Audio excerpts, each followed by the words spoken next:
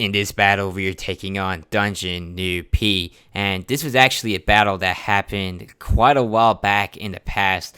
The game is actually currently down right now, which is why I was looking through my older files, and I realized I forgot to upload this. This was a while ago. It's kind of crazy. So I was planning to upload it, but I didn't get to it until now. But now we're gonna get that out of the way. So, anyways, DungeonnoobP, as you guys know, if you've been a follower at the channel for quite some time, you've probably seen our battles. I've had countless battles with this man. I could probably make a playlist with our battles alone.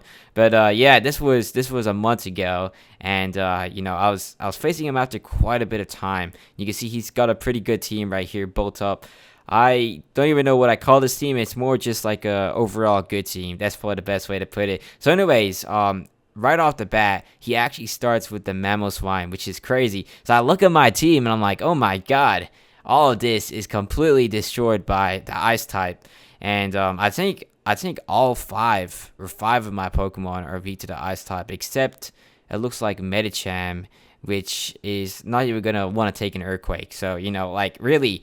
This Mamoswine here completely destroys me. Fatal flaw in the team, and now I'm gonna have to suffer the consequences of that. Especially since he had team preview on, so he's gonna know that that is a valuable asset to keep alive. So, anyways, in light of this new discovery, I had to figure out how I'm going to react to the Mamoswine. Now, I could predict him going for a Stealth Rock. That'd be a very logical move to make, or I could try and make a defensive switch in. But really, nothing can really defensively switch into the Mamoswine, especially if it isn't Life Orb. So if it's Life Orb, then I can afford to kind of switch around and make him lose HP on wrong plays. But this does not look to be Life Orb, as he did not take damage right there. So he's going to go for the knockoff.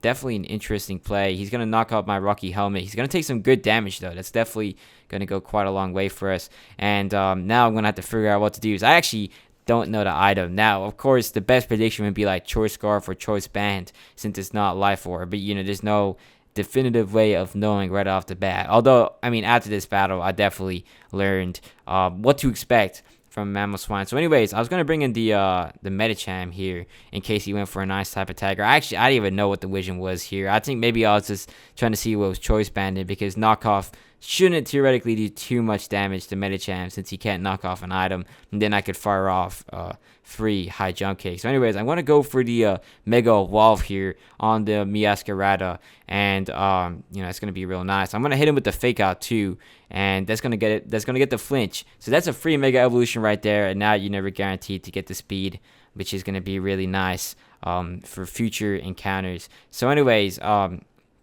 I gotta figure out what I want to do against the Meowscarada. It's tempting to attack, but because I don't think theoretically Meowscarada can one-shot Medicham unless it has some sort of super effective like Play Rough, which is possible. And I do know that Meowscarada with I think it's Protein. I don't know what ability he gets. I'm pretty sure it's Protein, or I know what it does. I just forgot it was Liver or Protein. It's probably Protein. I'm like 90% sure in that. But anyways, with that ability, it's basically OU in Power Crab Gen 9, and it has one of the craziest move pulls too with Triple Axle. In my opinion, it's actually better to Guru Ninja, especially since in Brick Bronze, it's not got the Nurse Protein. It's got the the completely unlocked one. So basically, it would be an Uber level Pokemon. Now, I think there's some sort of difficulty going on there. I'm pretty sure he went for Struggle there. So it must have been a bug. He's probably Choice Banded, probably went for Play Rough, but because I went for Fake Out, it probably bugged the system because it didn't move. So it's probably thinking that the Pokemon was struggling. That's my assumption. I'm not too sure. I actually forgot exactly what happened there, but I'm kind of playing on memory. So anyways, it looks like here we have a sequence where I got the Thundurus on the Milotic, so it's tempting to fire off a T-Bolt on this guy, or I could even go for the Nasty Plot, predicting the switch. It's definitely quite an interesting gamble. I'm going to go for the Nasty Plot, predicting that he's going to switch out, and that is in fact what he decides to do into the Mamoswine. So that was a good prediction, and now I can pick up a juicy KO. He goes for the Ice Shard, barely avoids the KO, and guess what? I missed the Focus Blast. What an actual pain. So that means that now the Mamoswine has no longer been dealt with. And you're going to see how vital that miss was going to be, because, the whole team is weak to Mamoswine. And he has priority too with Ice Shard. So really now I'm kind of cooked. To be honest, I can't be too surprised. I did try and use Focus Blast with its 70% accuracy, but it is what it is. It's eventually gonna happen, but that was definitely an unfortunate time. And you will also see I do have the Fighting Z move on Thundurus. For some reason, it didn't work. Like if I had access to it, I probably would have just used it right there to get the guaranteed accuracy. But it is bugged. That's too bad. But I guess it makes up because his choice band was bugged too. So it is a-okay. So anyways, on the Mamoswine, I figured out that this guy is probably choice banded since all he can go for is Ice Shard here. It's not necessarily a guarantee because also could mean that he doesn't have Icicle Crash, because I do remember when I was trying to build my own Mamoswine a while back, I could not find Icicle Crash or his Ice Shard. It's one of those moves, and I was like, well, I'm not going to use this now because it doesn't have the full moveset that I wanted. But it's definitely an interesting situation here. So I'm going to go for another round of Roost here. He's going to go for the withdraw, so that probably would have been clear that he is running choice band, but I guess I didn't notice that instantly. So anyways, the Togekiss is going to come out. That's still really unfortunate because now that Mamoswine is going to be freelancing and I have done that I can do about it, Thundurus is no longer going to be a viable check. I mean, I guess Medicham is my last hope of taking care of it. Maybe even Dragapult with Flamethrower, but that's not really, going to be a consistent KO. So anyways, he's going to go for the T-Wave. That was definitely a good switch out there. I guess I made the prediction at that moment that he was probably going to go for something like that. And even if he didn't go for T-Wave, I mean, he's not going to do too much damage to Glasgow since the Glasgow has a lot of special defensive investment. I think it's actually fully invested. So, it's made to tank those attacks. And I'm going to go for the Earthquake. I guess I was making a prediction there. Unfortunately, incorrect. So, that's going to be tough. And he's going to go for Air Slash.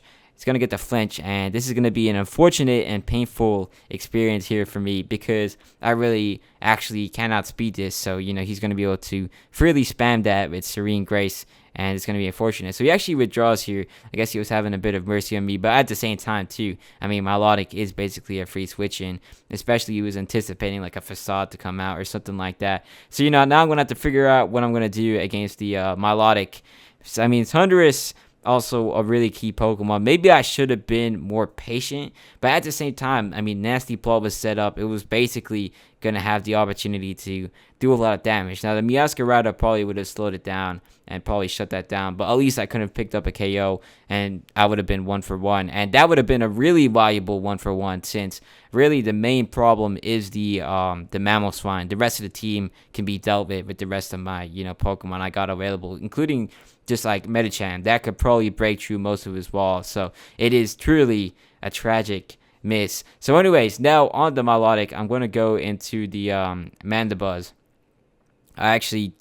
I guess I was anticipating he was going to go for like a Scald. He goes for the Ice Beam actually, which is going to do super effective damage, but it's not, too big an issue because, I mean, this Mandibuzz is extremely tanky. So now I'm going to go for the U-turn on the Milotic. I guess I was predicting maybe a Toxic or something, so I was thinking this would probably be a good time to pivot out. It'd be better to pivot out on a Toxic than like, a Scald or an Ice Beam.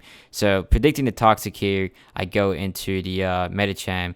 And, that's pretty good. Now, of course, I mean, a Toxic on Medicham isn't too nice, but, like, it's not a Pokemon that would necessarily suffer too much. Now, truth be told, it could have actually be, like, a bad move because, I mean, Medicham actually has a good matchup against Mamoswine. But, I mean, so does Dragapult, so it's not, like, a completely terrible sequence right here. So, anyways, on the Milotic, I'm now going to have to figure out which move I want to fire off. I go for the Zen Headbutt, anticipating the Togekiss. I get the lucky flinch. That was definitely quite nice. And now I could probably just fire off round 2. Or I could go for Ice Punch. It's not necessarily the best play, per se, because there's a chance he could actually live. But I was like, nah, that's extremely unlikely. Coming off of Medicham's huge power, 100 base attack. So it's still probably going to do the job. I was tempted to do Zen Headbutt too, so I was like, well, I mean, that could also be pretty good. But I was thinking if he switches into Togekiss, this would give me the best value. Now, he ends up just sacrificing the Milotic, which is fine. I'll definitely take that. I was just, like, really praying that it would actually do enough damage to finish the job. So now the Meowscarada is going to come back out. That's definitely probably in Fake Out range, though, so, it's in a good place for me. So I'm going to go into the Mandibuzz here on the Meowscarada because I figured that this would probably have a good matchup. as long as he doesn't have play rough. He goes for the U-turn, gets a critical hit. It's not, too big though. Not much I gotta really worry about. So the Mamoswine is gonna come back out for round 3 of destruction. It's too bad. Like I said, I really wish I could have KO'd this guy, because now I'm kind of having to throw around sacrifices, because I really have nothing that can actually really switch into the Mamoswine. So he's gonna go for the Icicle Crash here, and that's gonna do big damage. That's basically almost Tangrowth out of the picture. And to be honest though too, Tangrowth really just did not really have much use in this game.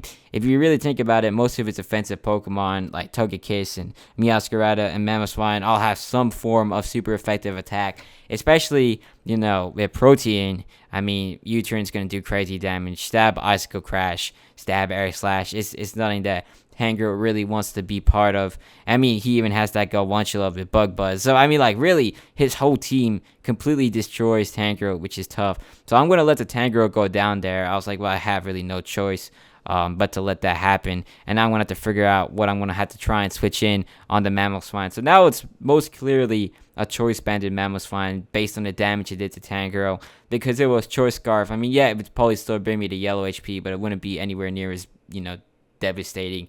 So now I got to figure out what I want to go for. I'm looking at the high jump kick.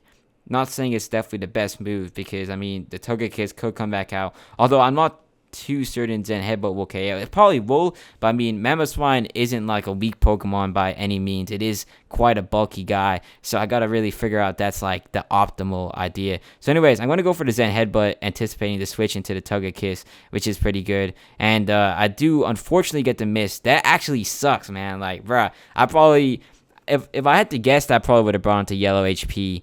So I don't think Togekiss, I mean, I actually don't know. I'd like to assume it does, because, I mean, Medicham hits extremely hard, but, I actually don't know. But that is definitely unfortunate, because I probably couldn't have taken that Togekiss down if I didn't miss there. So now I had no choice but to go into Glasscore. Definitely got some unfortunate luck in this game. He's going to go for the Air Slash.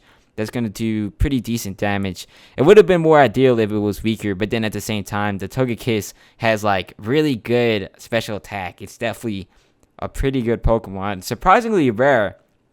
I mean, at least based on my experiences, I have not seen it as much as I think I should be seeing it, because, I mean, Togekiss gets Heal Bell, T-Wave, Defog. It could do so much. It's really bulky. It's a really useful Pokemon, and a great typing too. So it just fills in so many roles. It doesn't make sense why it doesn't get used like a lot compared to other Pokemon. Like, I mean, Glasscore is basically everywhere. So, like, I feel like Togekiss deserves more usage. Although I'm not advocating for it to be used more too, because it is also quite annoying to have to face and deal with. So anyways, at this point in the battle, I was kind of thinking, well, really, this is quite a downhill battle I'm going to have to face now. And I was thinking, well, if I really want to have to try and bring this back, I'm going to have to make something crazy. I'm going to have to make a pretty good play. So anyways, on the Togekiss though, I was probably going to go for round 2 of Roost, just to bring Glasscore to something more acceptable in terms of HP.